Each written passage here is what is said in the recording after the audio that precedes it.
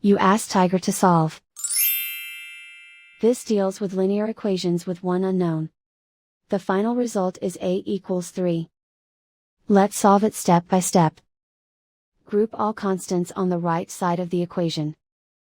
Add 1 over 2 to both sides.